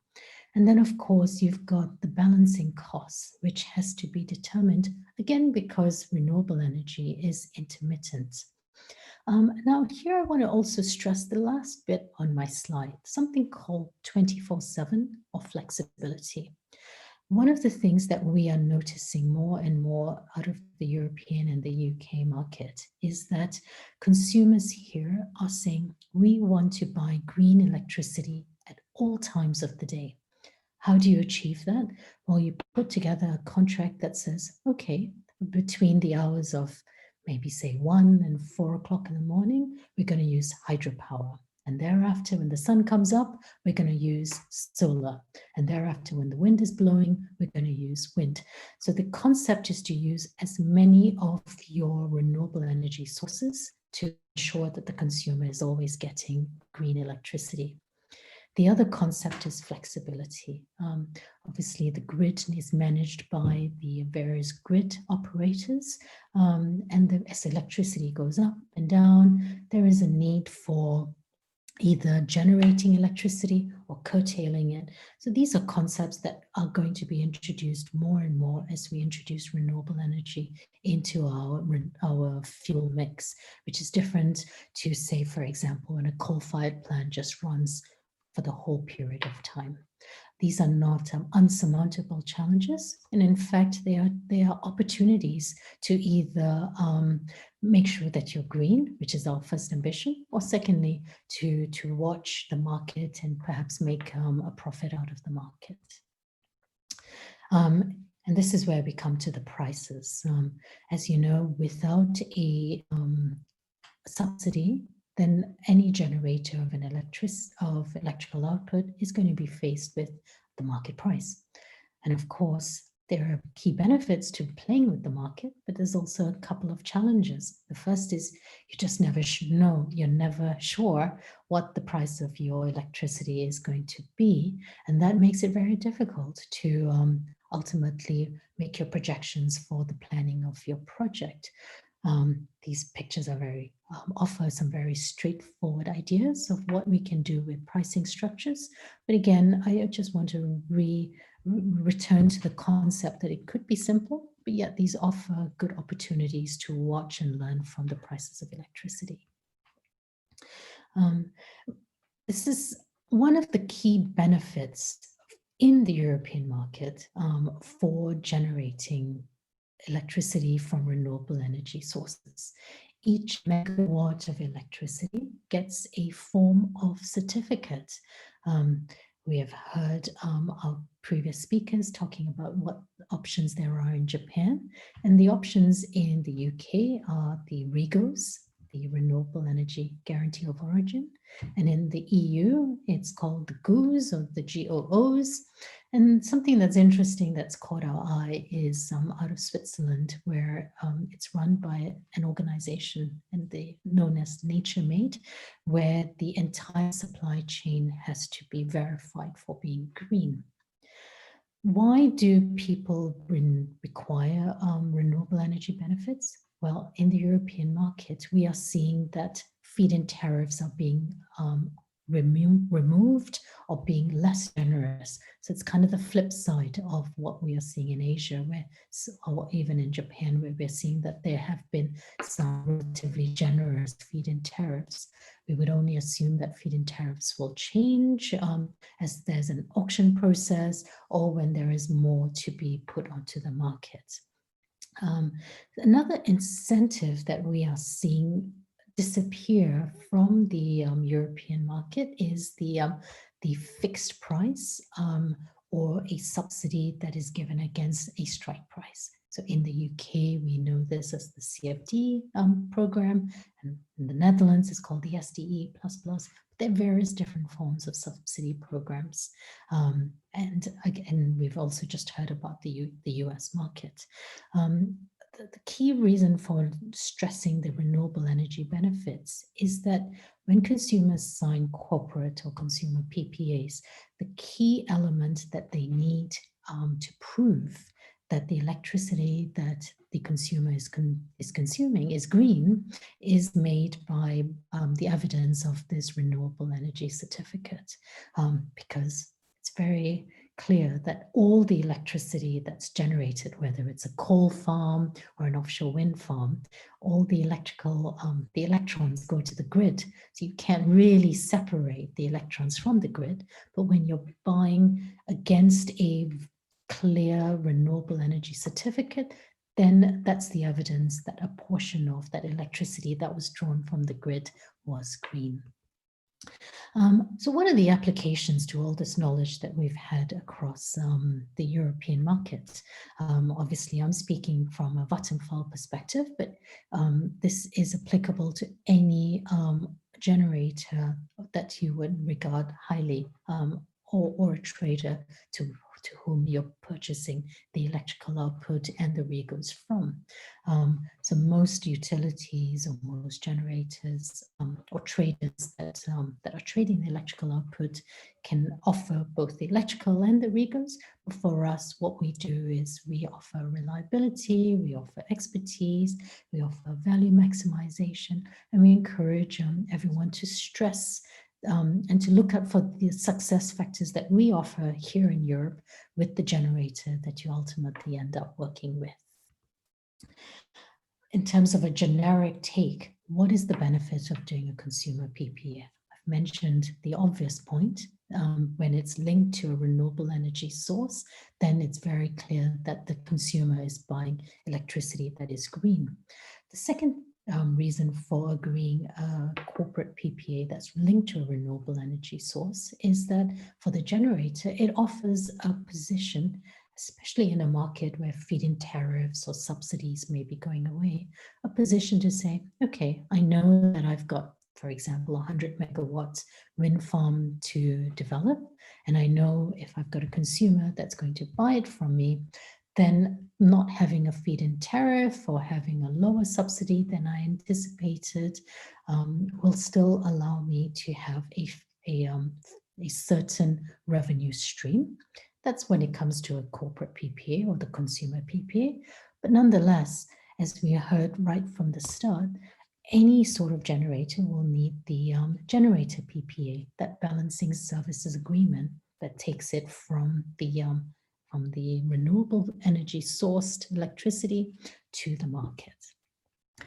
I'm going to pause here to draw attention to a word that keeps coming up very often in the UK and across the EU, and that word is additionality. what we are hearing from consumers, for example, a large consumer might say to a generator, hey, I know you're going to be building a 100 megawatt onshore wind farm, or even a big offshore wind farm, or even a tiny solar PV plant. But that consumer is saying, now, if you couldn't get a subsidy or a feed-in tariff, but instead I sign a CPPA with you, that means that it's because of me that your wind farm has developed and is successful. That key phrase additionality comes in, so the consumer price provides that certainty. However, we're also seeing that very many consumers are requiring that decision to strike or to agree the CPPA pre-FID, so before the finance investment decision is taken. Now, this is a great thing, especially when you're trying to work out, do I need and do I have a market to sell my electricity to in order to make your FID? However, what is happening on the flip side is that sometimes consumers are wondering, if I have not signed a CPPA before FID is taken, have I offered additionality? Have I been a benefit? And the answer that we give the market is yes, you have. Because regardless of whether FID has been taken or not, the ability for a generator and a consumer to have an agreement is so fundamental to allowing for the development of renewable energy in particular, because as I've just recently explained, the subsidies are often going away in the European market. So the key message is that agreeing a CPPA after FID is not greenwashing. Now, why do I do this at 2 o'clock in the morning in London? Is because for Vattenfall, we have a very clear goal. We want to enable fossil-free living in one generation. And that's a message and an ambition that we don't want only for ourselves, but we want everyone to join us there, because we don't really have very much time. A generation is the period of time between a child being born and getting the first foot on the career market. It doesn't take long. So we encourage you to consider the options of what we have learned from the consumer PPA and from the generator PPA market in order to be used in the Japanese market. And having worked in a Japanese bank in the past, I know exactly how project financing is structured, but there are loads of challenges that come with raising financing, but at the same time, there's also a lot of financing around. So it's using the various different tools that are available to us from the local and international markets that will allow us to get to a fossil-free lifestyle. And I am open to any questions. My contact details are here on the screen, and I welcome questions now or by email. Thank you. Yes, thank you so much for your presentation, Doreen, and really an excellent finishing touch, especially from the financing side. And yes, we have like 2 questions for you. One is from Mark, our previous speaker, and he said that I have heard that securing finance with a dollar structure can be difficult. So can you explain more about why this is the case? Sure. I missed that word. Structuring with a, say that again, please. Ensuring finance with a dollar structure can be difficult. A dollar structure? Yeah. Okay, like the American dollar? Yeah.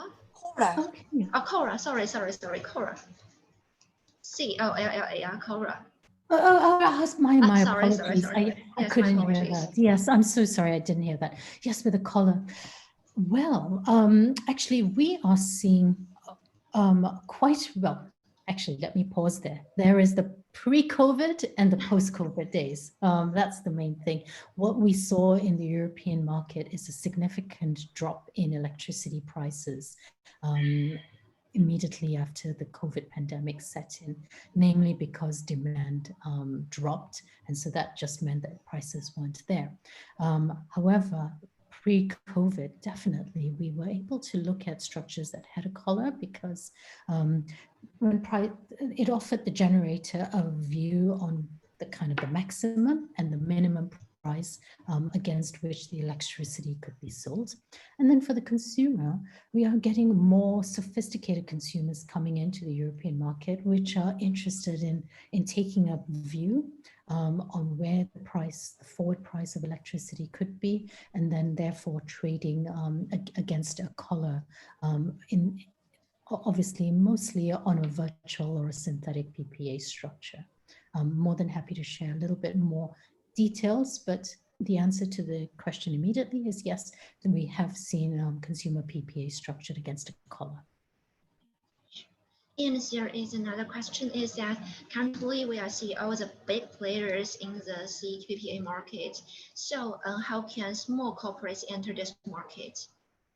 That's a very good question. And the key answer that we give to all the consumers that come to us is that we are open to consumers from even as low as 2 megawatts up to the very large offshore wind, up to the very large consumer PPAs, which are linked to offshore wind farms. So any consumer that wants to buy into a CPPA structure, there's more than ample opportunities to do that within the obviously within the European market. But I just want to draw back to the slides and the pictures to show it isn't as complicated as it is. So, kind of work with the source of your electrical output, whether it's directly from a utility or with the trader, to work up a program that says, look, all I want to do is buy, say, 2 megawatts of electricity, but I just want it on this price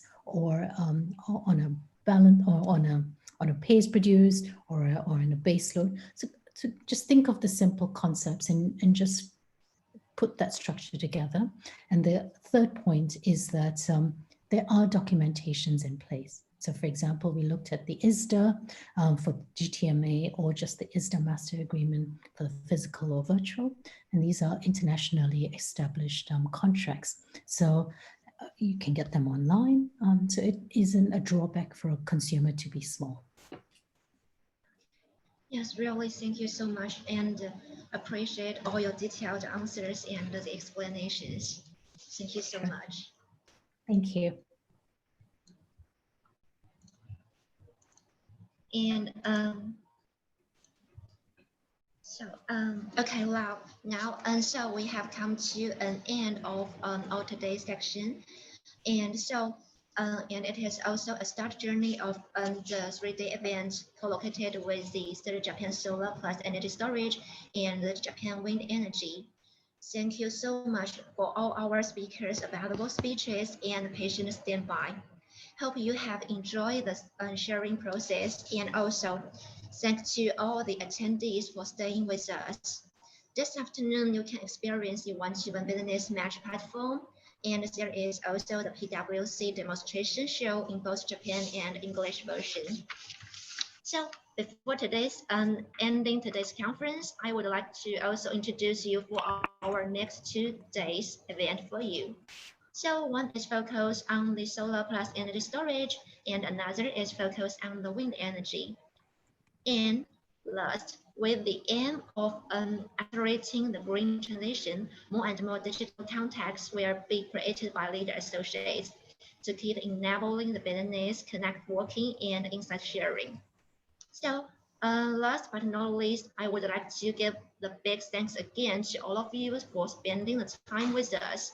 So see you tomorrow morning at 10 a.m. Japan time. And thank you so much. See you then. Thank you very much, Starry. Thank you so much.